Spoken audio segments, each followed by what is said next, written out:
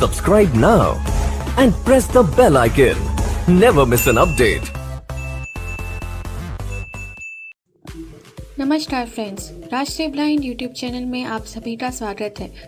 अगर आप चैनल पर नए हैं तो आप सभी से रिक्वेस्ट है कि आप हमारे चैनल को सब्सक्राइब करें, बेल आइकन को ऑल पर सेट करना बिल्कुल भी ना भूलें ताकि हमारे आने वाली वीडियो की नोटिफिकेशन सबसे पहले आपको मिल सके। अगर आपको हमारी वीडियोस अच्छी लगती हैं तो वीडियोस को लाइक करें, शेयर करें और कमेंट में अपना फीडबैक देना बिल्कुल भी ना भूलें। आप हमारे चैनल के अबाउट में जाके हमारे व्हाट्सएप ग्रुप का फॉर्म फिल करके हमारे व्हाट्सएप ग्रुप का हिस्सा बन सकते हैं। फीमेल्स के लिए अलग से एक व्हाट्सएप ग्रुप है, तो आप फॉर्म भर के उसमें ऐड हो सकते हैं। साथ ही हमारे चैनल के अबाउट में हिंदी ऑडियो शायरी एक दूसरे यूट्यूब चैनल का भी लिंक है, आप जाकर उसको भी सब्सक्राइब करें। हमारे टेलीग्राम चैनल और हमारे व्हाट्सएप चैनल का लिंक भी आपको अबाउट में मिल जाएगा, आप वहां से ज्वाइन कर सकते हैं। इसके साथ ही अगर आप अपनी वीडियोस के लिए कोई म्यूज़िक चाहते हैं तो हमारे टेलीग्राम चैनल का लिंक अबाउट में दिया हुआ है, तो आप हमारे Telegram channel audio music factory को वहां से ज्वाइन कर सकते हैं। तो आपका ज़्यादा समय न लेते हुए अब ले चलती हूँ आपको वीडियो की ओर।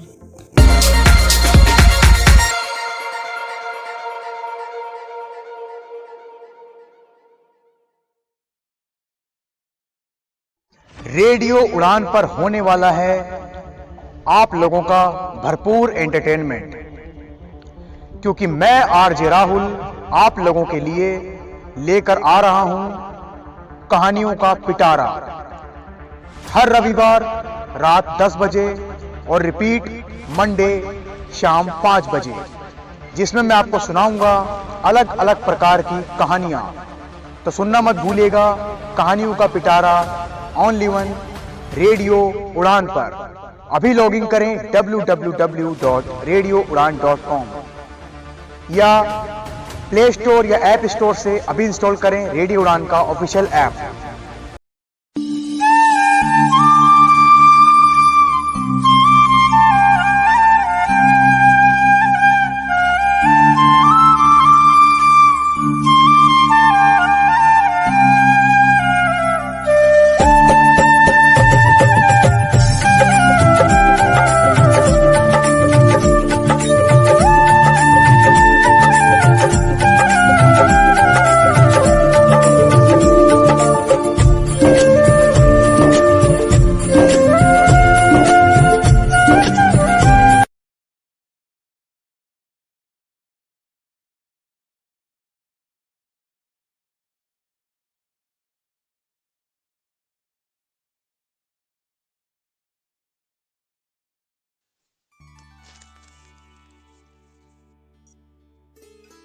रावण से अपमानित होकर विभीषण अपने 4 भयंकर तथा पराक्रमी अनुचरों के साथ आकाश मार्ग से ही 2 ही घड़ी में उस स्थान पर आ गए जहां लक्ष्मण सहित श्री राम विराजमान थे। बुद्धिमान महापुरुष विभीषण ने आकाश में ही स्थिर रहकर सुग्रीव तथा अन्य वानरों की ओर देखते हुए उच्च स्वर से कहा, हे वानर राज, मैं लंका के राजा रावण का छोटा भाई विभीषण हूँ। मैं रावण के उस कृत्य से सहमत नहीं हूँ जो उसने सीता जी का हरण करके किया है। मैंने उसे सीता जी को लौटाने के लिए अनेक प्रकार से समझाया, परंतु उसने मेरी बात न मानकर मेरा अपमान किया और मुझे लंका से निष्कासित कर दिया। इसलिए अब मैं यहाँ श्री रामचंद्र की शरण में आया हूँ, आप उन्हें मेरे आगमन की सूचना भिजवा दें। विभीषण की बात सुनकर सुग्रीव ने रामचंद्र के पास जाकर कहा, हे राघव, रावण का छोटा भाई विभीषण अपने 4 मंत्रियों सहित आपके दर्शन करना चाहते हैं। यदि आपकी अनुमति हो तो उसे यहाँ उपस्थित करूं, किंतु मेरा विचार है हमें शत्रु पर सोच समझकर ही विश्वास करना चाहिए। एक तो राक्षस वैसे ही क्रूर, कपटी और मायावी होते हैं, फिर यह तो रावण का सहोदर भाई ही है। ऐसी दशा में तो वह बिल्कुल विश्वसनीय नहीं है। किंतु आप हमसे अधिक बुद्धिमान हैं, जैसी आपकी आज्ञा हो वैसा करूं। सुग्रीव के तर्क को सुनकर रामचंद्र जी बोले, हे वानर राज, आपकी बात सर्वथा युक्ति संगत और हमारे हित में है, परंतु नीतिज्ञ लोगों ने राजाओं के दो शत्रु बताए हैं। एक तो उनके कुल के मनुष्य और दूसरे उनके राज्य के सीमावर्ती क्षेत्रों पर शासन करने वाले अर्थात पड़ोसी शासक। ये दोनों उस समय किसी राज्य पर आक्रमण करते हैं जब राजा किसी व्यसन अथवा विपत्ति में फंसा होता है। विभीषण अपने भाई को विपत्ति में पड़ा देखकर हमारे पास आया है। वह हमारे कुल का नहीं है, हमारे विनाश से उसे कोई लाभ नहीं होगा। इसके विपरीत यदि हमारे हाथों से रावण मारा जाएगा तो वह लंका का राजा बन सकता है। इसलिए यदि वह हमारी शरण में आता है तो हमें उसे स्वीकार कर लेना चाहिए। कव्य ऋषि के पुत्र परम ऋषि कंडु ने कहा है, यदि दीन होकर शत्रु भी शरण में आए तो उसे शरण देनी चाहिए। ऐसे शरणागत की रक्षा न करने से महान पाप लगता है। इसलिए शरण आए विभीषण को अभयदान प्रदान करना ही उचित है। अतः तुम उसे मेरे पास ले आओ। जब सुग्रीव विभीषण को लेकर राम के पास आए तो उन्होंने दोनों हाथ जोड़कर कहा, हे धर्मात्मा, मैं लंकापति रावण का छोटा भाई विभीषण हूँ। यह जानकर मैं आपकी शरण में आया हूँ कि आप शरणागत वत्सल हैं, इसलिए आप मुझ शरणागत का उद्धार कीजिए।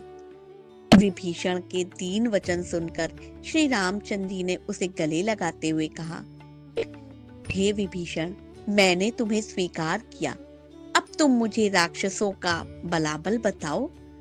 श्री राम का प्रश्न सुनकर विभीषण बोला, हे दशरथ नंदन, ब्रह्मा से वर पाकर दशमुख रावण देव दानव नाग किन्नर आदि सभी से अवज्ञ हो गया है। उसका छोटा भाई कुंभकर्ण जो मुझसे बड़ा है भी बहुत अद्भुत पराक्रमी शूरवीर तेजस्वी है। उसके सेनापति का नाम प्रहस्त है, जिसने अपने शौर्य का प्रदर्शन करते हुए कैलाश पर्वत पर दुर्दमनीय मणिभद्र को पराजित किया था। रावण के पुत्र मेघनाथ ने तो इंद्र को परास्त करके इंद्रजित की उपाधि प्राप्त की है। मेघनाथ का भाई महापाशु भी अकंपन नामक पराक्रमी राक्षस को मारकर संसार भर में विख्यात हो चुका है। रावण के सेनापति तथा सेना नायक युद्ध कौशल में एक दूसरे से बढ़कर हैं। विभीषण के मुख से लंका के वीरों की शौर्य गाथा सुनकर श्री रामचंद्र जी बोले, हे विभीषण, इन समस्त बातों को तो मैं जानता हूँ। इतना सब होते हुए भी मैं आज तुम्हारे सम्मुख प्रतिज्ञा करता हूँ कि मैं रावण का उसके पुत्रों, मंत्रियों और योद्धाओं सहित वध करके तुम्हें लंका का राजा बनाऊंगा। अब वह कहीं जाकर किसी की भी शरण लेकर मेरे हाथों नहीं बचेगा। यह मेरी अटल प्रतिज्ञा है। श्री राम की प्रतिज्ञा सुनकर विभीषण ने उनके चरण स्पर्श करके कहा, हे राघव, मैं भी आपके चरणों की शपथ लेकर प्रतिज्ञा करता हूँ कि मैं रावण को वीर योद्धाओं सहित मारने में आपकी पूरी पूरी सहायता करूंगा। विभीषण की प्रतिज्ञा सुनकर रामचंद्र जी ने लक्ष्मण से समुद्र का जल मंगवाया और उससे विभीषण का अभिषेक करके संपूर्ण सेना में घोषणा कर दी कि आज से महात्मा विभीषण लंका के राजा हुए। वानर सेना के समक्ष विशाल समुद्र लहरें मार रहा था। उसे पार करना एक बहुत बड़ी समस्या थी। राम के क्रोध से भयभीत होकर समुद्र ने स्वयं वहां आकर बताया कि सुग्रीव की सेना में नल और नील कुशल शिल्पी हैं। उनके नेतृत्व में समुद्र पर सेतु बांधना संभव हो सकेगा। इतना बताकर समुद्र स्वयं वहां से चले गए। समुद्र की बात सुनकर वानर नल ने श्री राम से कहा, प्रभु, मैं विश्वकर्मा का औरस पुत्र हूँ और गुण में उन्हीं के समान हूँ। मैं महासागर पर पुल बांधने में सर्वथा समर्थ हूँ, इसलिए मैं समुद्र पर सेतु का निर्माण करूंगा। नल नील असंख्य वानरों को लेकर सेतु निर्माण के कार्य में जुट गए। उनके आदेश के अनुसार वानर सेना बड़े बड़े वृक्षों को उखाड़कर समुद्र तट पर एकत्रित करने लगे।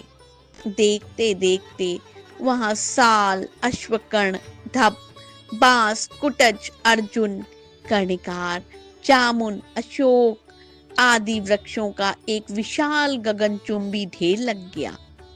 इस प्रकार सागर के किनारे वृक्षों तथा शिलाओं के दो विशाल पर्वत बन गए। इसके पश्चात उन्होंने बड़े बड़े शिलाखंडों को समुद्र में नल नील के निर्देशानुसार डालना प्रारंभ किया। उन शिलाखंडों एवं वृक्षों को शिल्प कला में चतुर नल नील सेतु का रूप देते जा रहे थे। इस प्रकार उन्होंने अधिक परिश्रम कर पहले ही दिन 56 कोस लंबा पुल बना दिया। दूसरे दिन उन्होंने और भी अधिक फुर्ती दिखाई और 84 कोस लंबा पुल बनाया। फिर अतुल परिश्रम से तीसरे दिन 92 कोस लंबा सेतु बनाया। इस प्रकार निरंतर परिश्रम करके उन्होंने 400 कोस लंबा पुल बना डाला।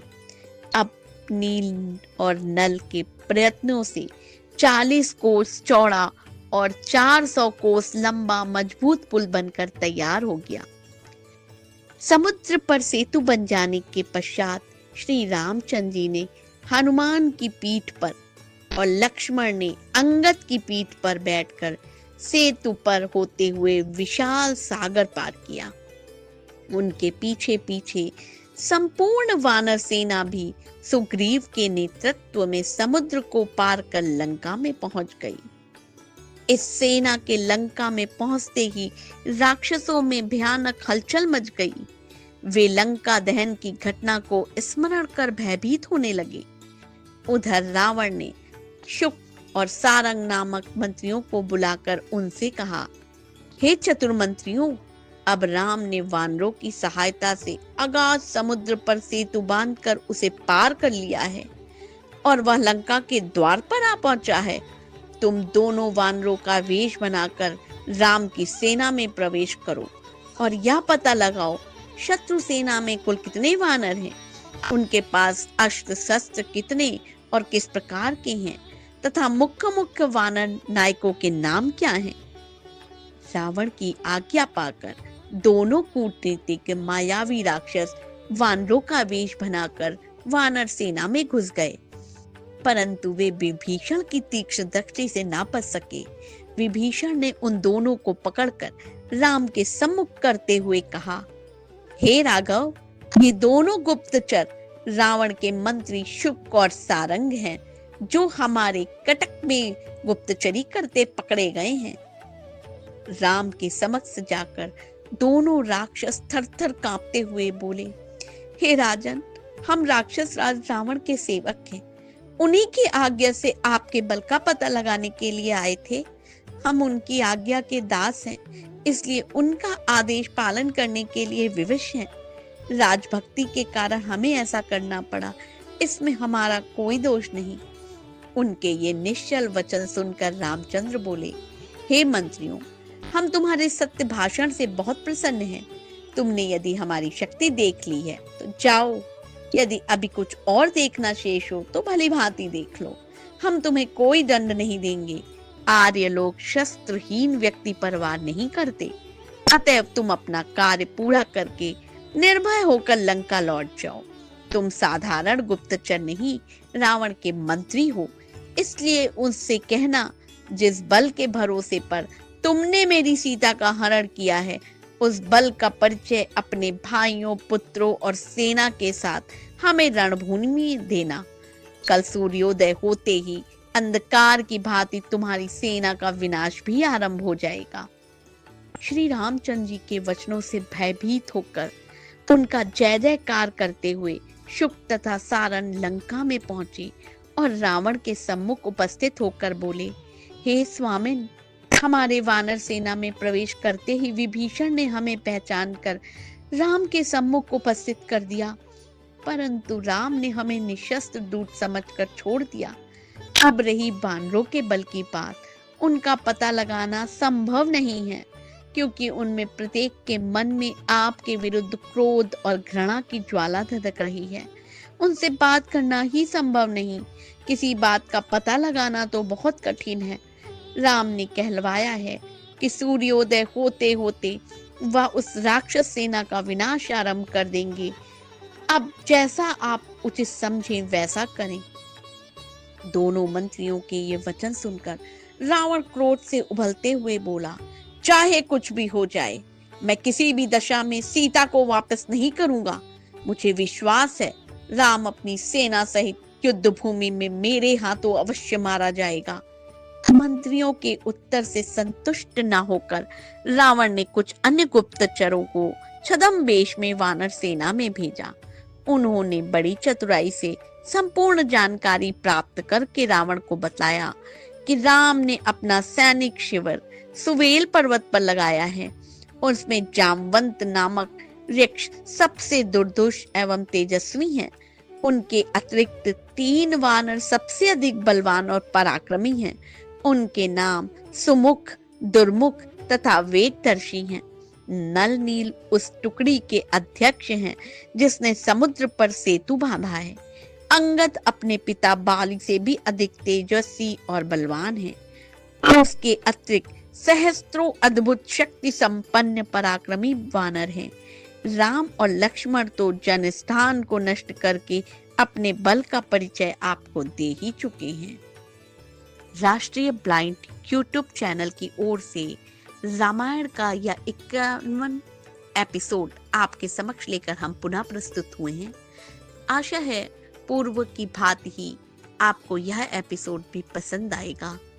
पसंद आने पर इसे लाइक, सब्सक्राइब और कमेंट करना ना भूलें। आपके कमेंट्स हमें उत्साहित करते हैं कि हम आगे भी इसी प्रकार से आपके लिए यह एपिसोड लाते रहें। धन्यवाद।